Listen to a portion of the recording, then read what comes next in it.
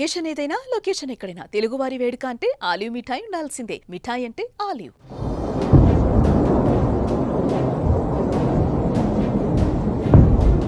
Breaking news. Pakistan దాడులతో భారత్ ప్రతీకార దాడులకు దిగింది. పాకిస్తాన్ పైన బాంబుల వర్షం కురిపిస్తోంది. పాకిస్తాన్లోకి చొచ్చుకు వెళ్లి మరీ భీకర దాడులు చేస్తుంది. ఇస్లామాబాద్, లాహోర్, సియాల్కోట్, బహవాల్పూర్లో భారత దాడులు కొనసాగుతున్నాయి. ఇస్లామాబాద్ పైన డ్రోన్లతో అటాక్ చేస్తుంది. భారత్ ఆర్మీ స్టేషన్ల పైన అటాక్ యత్నించిన పాకిస్తాన్ విఫలమైంది. అటు పాక్ దాడులపైన భారత రక్షణ శాఖ స్టేట్మెంట్ ఇచ్చింది.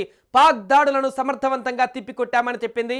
పాక్ దాడులతో ఎలాంటి ప్రాణ నష్టం జరగలేదంది. భారత్ దాడులతో ఇస్లామాబాద్, సియాల్కోట్, లాహోర్, బహవాల్పూర్లో అంధకారం నెలకొంది. పాకిస్తాన్కు చెందిన 3 ఫైటర్ జెట్లను భారత్ ఆర్మీ కూల్చేసింది. అంతేకాదు పాకిస్తాన్ ఎయిర్ వార్నింగ్ సిస్టమ్ను కూడా ధ్వంసం చేసేసింది. భారత వైమానిక దళం మరోసారి పాకిస్తాన్కు గట్టి షాక్ ఇచ్చింది. సరిహద్దులు దాటి భారత గగనంతరంలోకి చొచ్చుకు రావడానికి యత్నించిన పాకిస్తాన్ ఎయిర్ ఫోర్స్ కు చెందిన F-16 యుద్ధ విమానాన్ని భారత సైన్యం సమర్థవంతంగా కూల్చివేసింది. ఈ ఘటనలో F-17S జెట్ను కూడా కూల్చివేసినట్లుగా సమాచారం అందుతుంది.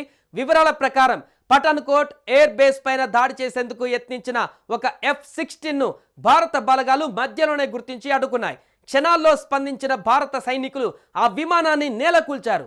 ఈ ఘటనతో పాకిస్తాన్ మరోసారి భారీ మూల్యం చెల్లించుకుంది.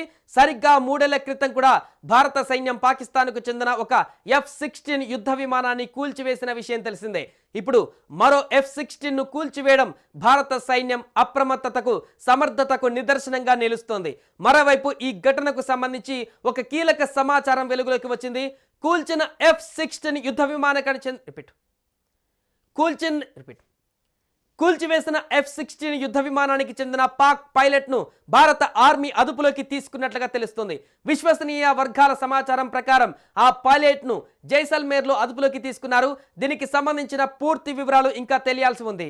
సుమన్ టీవీలో మీ పర్సనల్ అండ్ బిజినెస్ ప్రమోషన్స్ కోసం కింది నెంబర్కి కాంటాక్ట్ చేయండి.